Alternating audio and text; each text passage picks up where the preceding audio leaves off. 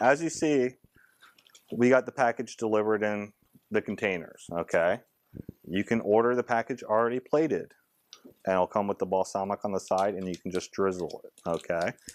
Now, you can also ask, if you order it on a plate, it's gonna come on a white plastic kind of melamine plate, which I thought I had some here, okay? You can always ask for ceramic, you can ask for glass, you can ask for any type of packaging you want, okay? The thing is, you know, if you ask for it on a ceramic plate, the caterer's going to charge you for the ceramic plate, okay? So, you know, this is considered bulk, correct, okay? So, no, you'll get the same amount of the balsamic, okay?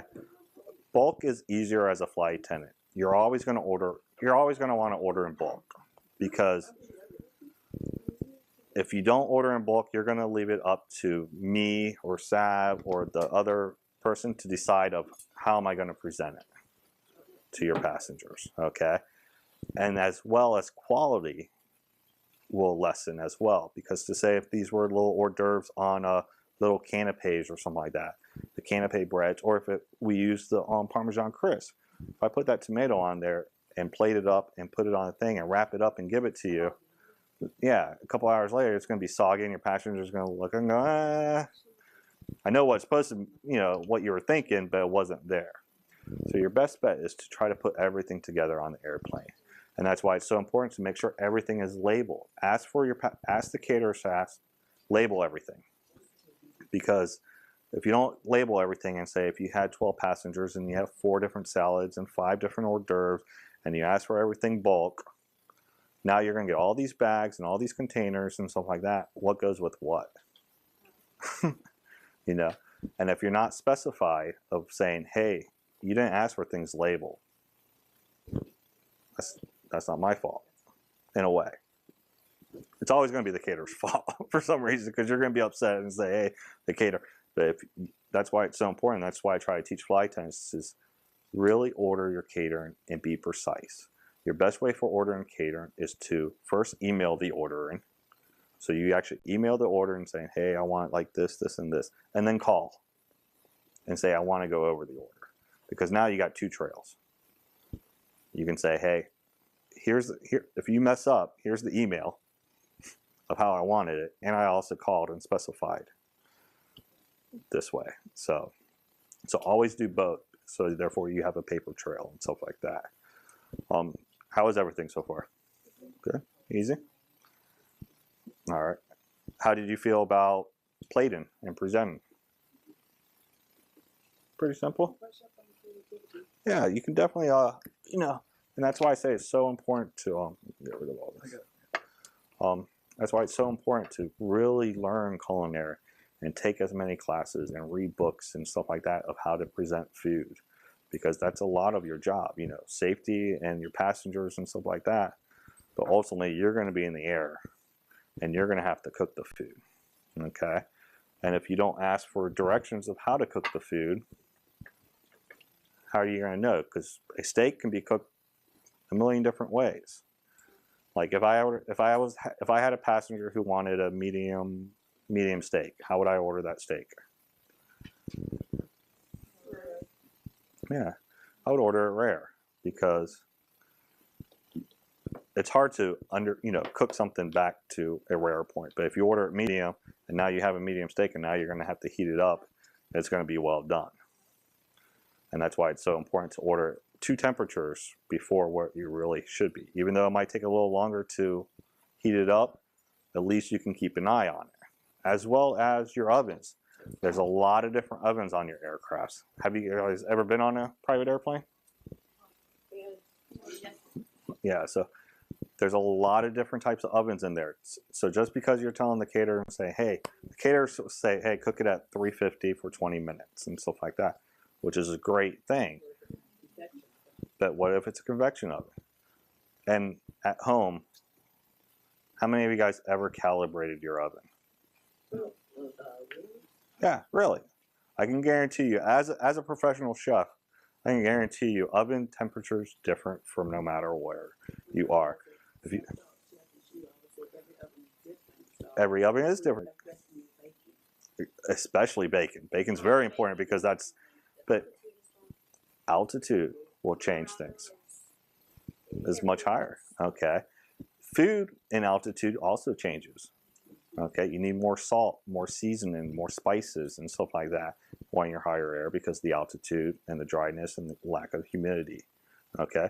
So always add a little more salt to your dishes or a little more seasoning. You don't have to add salt, but you know.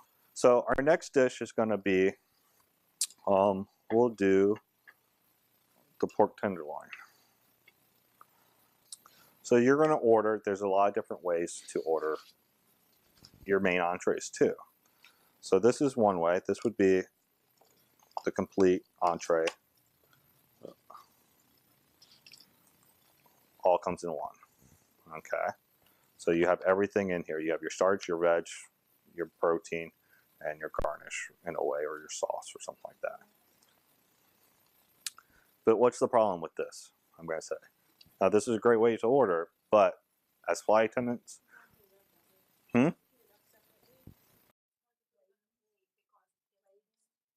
correct. You know, this is great for, you know, the airplanes that have no flight attendants on board. Because usually there's only a couple passengers. They're going to just take it and play it themselves because there is no flight attendant. But as flight attendants, your best is to have all your protein in one, okay? Or in separate ones, so therefore you can cook those proteins, okay? Because the rice is going to take different temperatures to cook. Your vegetables is going to take a little different temperature, and same with the fruit that's on here. It's going to take a different temperature to heat up. So if I had a steak and I order it rare, and it came with mashed potatoes and veg and stuff like that, the steak's going to cook faster than the mashed potatoes to heat up. And that's why you want to order everything in bulk separate, so therefore you can heat things up at different temperatures. But you have to be very organized when you do that as well, okay? And be prepared and make sure your oven's calibrated and stuff like that.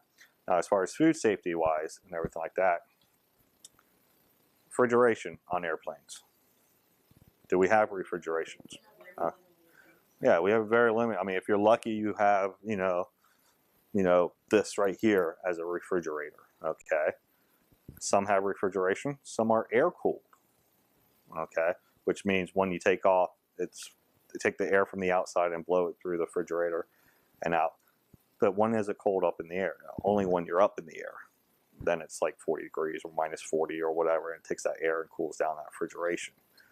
Here in Florida or in Dallas or whatever, you know, it's 100 degrees out, okay? And now you're taking all this catering and you're putting it on your airplane and you're putting it in your cooler, which isn't cool. So food safety is a very priority, you know, as a flight attendant too, to make sure you keep that food as cold as possible and keep it, you know, as cold as possible for your flight.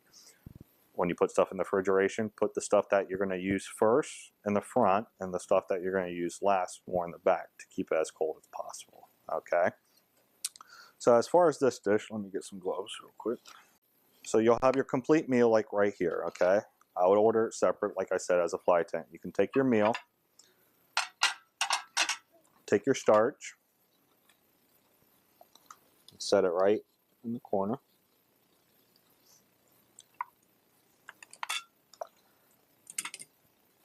And if you also go on our website, we actually have videos of a lot of our entrees. They're about a minute, 20 seconds long. And you can go Air Culinary Worldwide, go to Flight Attendant Tools and Resources, and all this information's on there, as well as the plating guides, as well as videos for each of the plating guides. And they're like a little minute long, and Sav's dancing in the background. No, I'm just joking. But, but you take your protein, your starch, you lay your vegetables, and then you take your tenderloin.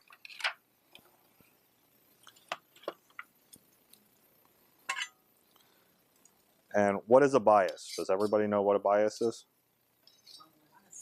Yeah, you want to cut your meats on a slant, okay? And against the grain.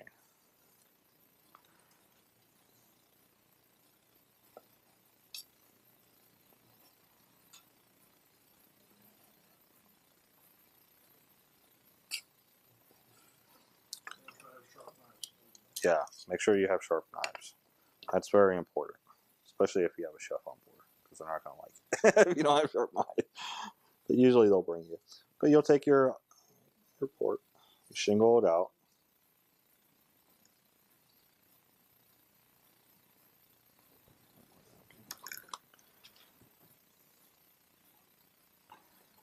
And then you have your sauces right here. This is like a Korean barbecue. You can drizzle around. And then this is like a cilantro oil. And then you have your garnish kit.